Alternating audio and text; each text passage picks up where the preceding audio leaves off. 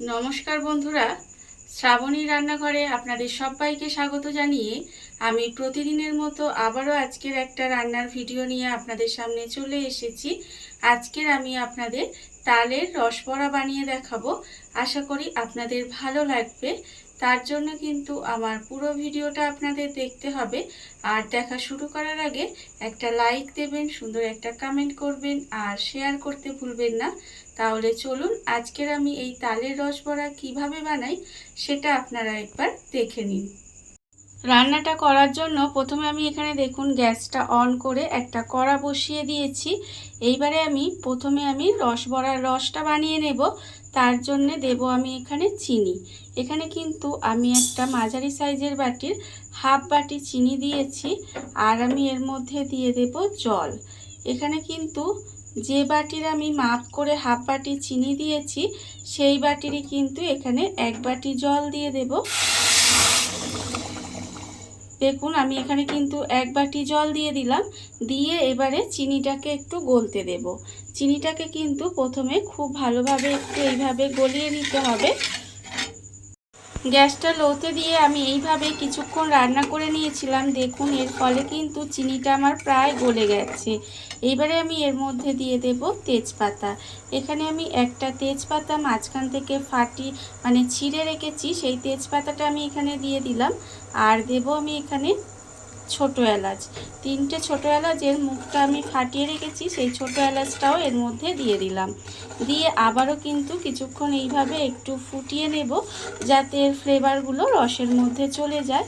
আর রসটা কিন্তু আমি খুব ঘন করব না, একটু পাতলাই রসটা করব। চিনিটা শুধুমাত্র একটু গলে যাবে সেই পর্যন্তই কিন্তু রসটা একটু ফুটিয়ে নিলেই হবে। বেশি ঘন করার দরকার নেই, তাহলে রসবড়ায় কিন্তু রস ঢুকবে না বেশি ঘন হয়ে গেলে। আর আমি আপনাদের প্রতিদিনের মতো একটা কথাই বলবো যে প্লিজ আমার ভিডিওটা আপনারা টেনে টেনে দেখবেন না, পুরো ভিডিওটা দেখুন।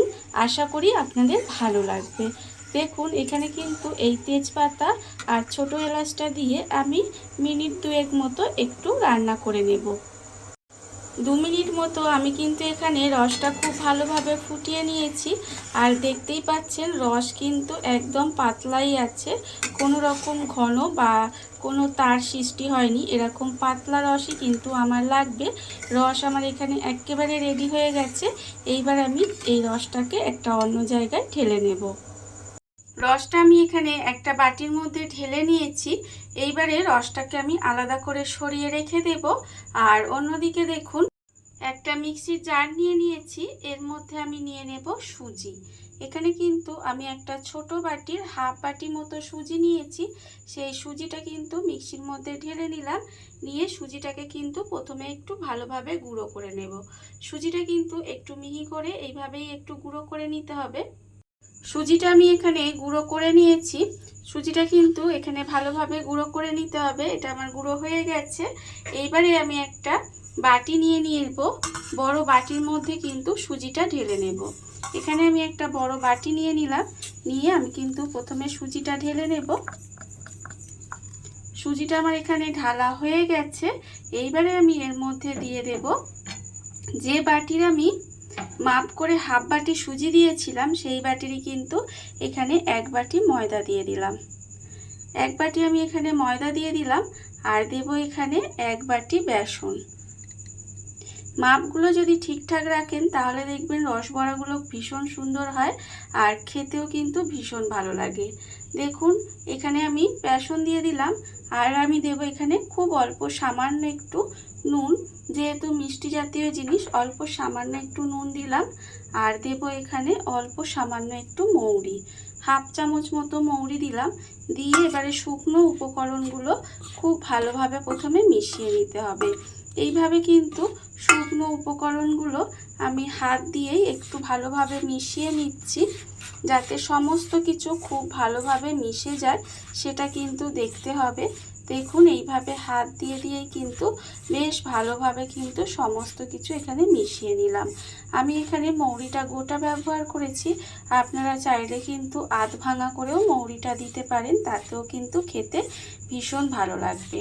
দেখুন আমি কিন্তু সমস্ত কিছু এখানে খুব ভালোভাবে মিশিয়ে নিয়েছি।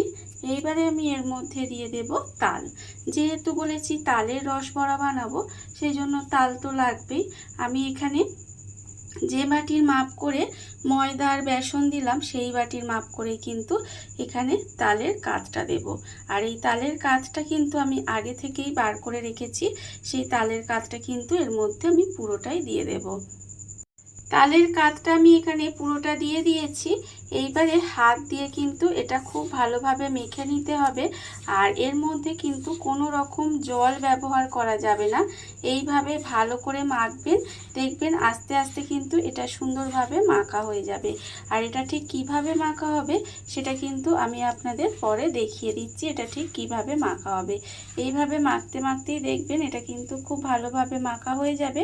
আর এর মধ্যে কিন্তু কোনো রকম জল দেবেন না, তাহলে কিন্তু খেতে ভালো লাগবে না। এইভাবে তালের কাই দিয়ে কিন্তু মেখে নিতে হবে। তালের কাই দিয়ে আমি কিন্তু এটা মেখে নিয়েছি। দেখুন এটা ঠিক মাখাটা এরকম হয়েছে। এইবারে আমি এটাকে খুব ভালোভাবে ফেনিয়ে নেব।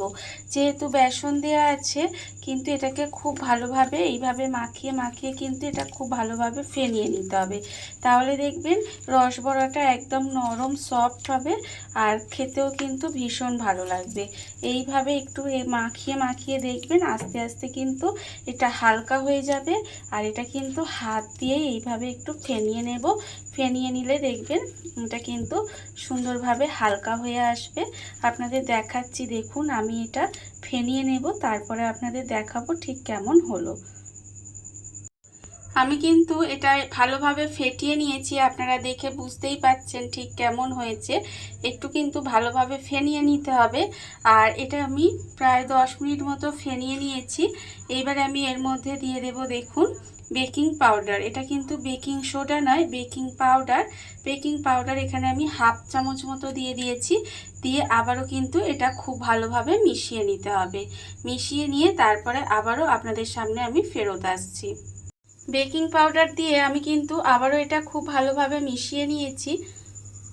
আর অন্যদিকে দেখুন গ্যাসটা অন করে আবারও কিন্তু কড়াটা ধুয়ে পরিষ্কার করে বসিয়ে দিয়েছি। এবারে আমি কড়ার মধ্যে দেব সাদা তেল। এখানে কিন্তু ভাজার জন্য আমি সাদা তেলই ব্যবহার করব। দেখুন এখানে কিন্তু বেশ কিছুটা আমি সাদা তেল দিয়ে দিলাম। এইবারে তেলটাকে গরম হতে দিতে হবে। তেলটা কিন্তু আমি এখানে খুব ভালোভাবে একটু গরম করে নেব। তেলটা আমার এখানে ভালোভাবে গরম হয়ে গেছে। এইবারে আমি যে ব্যাটারটা রেডি করে রেখেছিলাম তার থেকে এইভাবে অল্প অল্প দেব, দিয়ে তেলের মধ্যে কিন্তু দিয়ে দিতে হবে। আর তেলটাকে গরম করে নিয়ে তারপরে কিন্তু গ্যাসটাকে লোতে দিয়ে দেবেন, তাহলে কিন্তু এটা ভালোভাবে ভাজা হবে। না হলে ওপরটা ভাজা হয়ে যাবে আর ভেতরটা কাঁচা থাকবে, তখন কিন্তু খেতে ভালো লাগবে না। এইভাবে কিন্তু একটু বড় বড়, খুব বেশি ছোট করছি না আমি এখানে, একটু বড় বড় করে আমি তেলের মধ্যে দিয়ে এগুলোকে বড়াগুলোকে ভেজে নেব।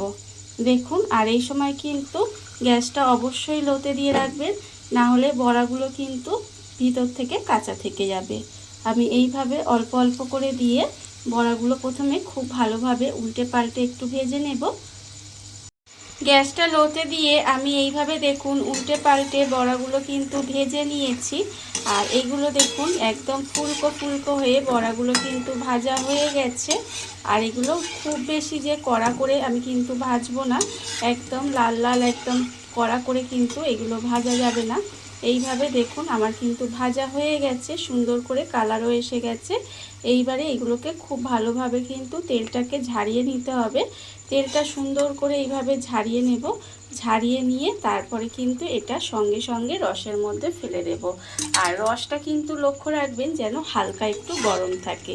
এরকম গরম অবস্থায় রসটা কিন্তু এই বড়াগুলো রসের মধ্যে ফেলতে হবে।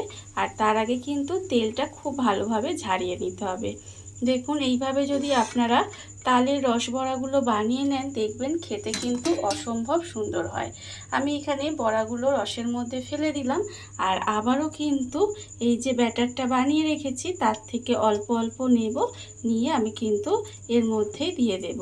আর এগুলো কিন্তু আপনারা চাইলে আরও ছোট করে বানাতে পারেন বা আরও বড় করে বানাতে পারেন। আমি এখানে এরকম মাঝারি সাইজেরই একটু করে বানালাম। দেখুন আবারও কিন্তু এইভাবে অল্প অল্প তেলের মধ্যে দিয়ে দেব, দিয়ে ঠিক একইভাবে কিন্তু রসবড়াগুলো বানিয়ে নিতে হবে।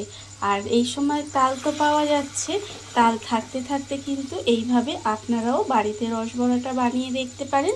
খেতে কিন্তু ভীষণ সুন্দর হয়। বা জন্মাষ্টমীতে তো আমরা তালের বড়া দিই, সেই তালের বড়ার বদলে এইভাবে যদি তালের রসবড়া বানিয়ে দেন তাতেও কিন্তু ভীষণ ভালো হয়।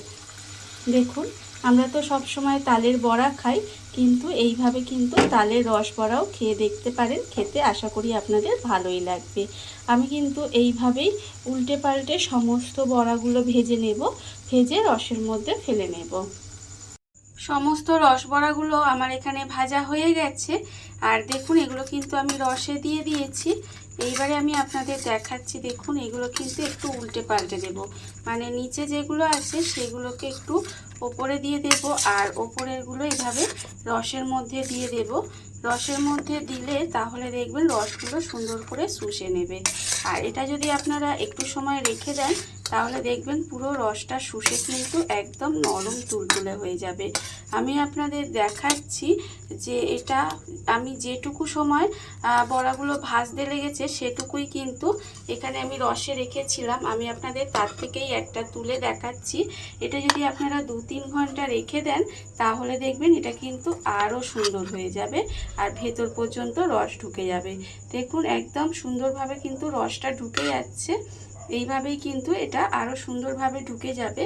আমি এটা এইভাবে কিন্তু অন্তত পক্ষে 2-3 ঘন্টা এইভাবে রেখে দিলে একদম সুন্দরভাবে রসে টুকটুকে হয়ে যাবে, আর তখন কিন্তু খেতে আরও সুন্দর লাগবে। এটা আমি আপনাদের সঙ্গে সঙ্গে দেখালাম। দেখুন, এইভাবেই কিন্তু রসবড়াগুলো বানিয়ে নিতে হবে, আর খেতে তবেই কিন্তু সুন্দর লাগবে। দেখুন, এবার আমি আপনাদের পরিবেশন করে দেখাবো ঠিক কেমন হলো। আমার কিন্তু রসবড়া এখানে একেবারে রেডি হয়ে গেছে। আর আমি এখানে আগেই বললাম যে এটা কিন্তু একটু সময় রেখে দিতে হবে, তবেই কিন্তু রসটা ঢুকে যাবে, আর খেতে কিন্তু তবেই সুন্দর হবে। দেখুন, আমি এখানে আপনাদের পরিবেশন করে এবার দেখাবো কেমন হলো। দেখুন বন্ধুরা, বাড়িতে থাকা কত অল্প উপকরণে কত অল্প সময় কত সুন্দর একটা তালের রসবড়া তৈরি হয়ে গেছে, আপনারা দেখতেই পেলেন। আর এটা কিন্তু খেতে ভীষণ সুন্দর হয়। এইভাবে আপনারাও কিন্তু একদিন হলেও বাড়িতে বানিয়ে দেখতে পারেন। আর দেখুন, এই তালের রসবড়াগুলো আপনাদের দেখাচ্ছি। এই দেখুন কতটা নরম আর কতটা সফট হয়েছে, দেখতে পাচ্ছেন একদম নরম তুলতুলে, আর মুখে দিলেই কিন্তু মিলিয়ে যাবে, এতটাই সুন্দর হয়েছে। এইভাবে আপনারাও কিন্তু বাড়িতে বানিয়ে দেখতে পারেন। আর এই ভিডিওটা যদি আপনাদের ভালো লেগে থাকে, আপনারা যদি ফেসবুক থেকে দেখে থাকেন পেজটি ফলো করে দেওয়ার অনুরোধ রইল, আর যদি ইউটিউব থেকে দেখে থাকেন চ্যানেলটি সাবস্ক্রাইব করে নেওয়ার অনুরোধ রইল। তাহলে চলুন, ভিডিওটা আমি এখানেই শেষ করছি। আপনারা সবাই ভালো থাকবেন, সুস্থ থাকবেন। আবারও হাজির হব নতুন কোনো রান্না নিয়ে।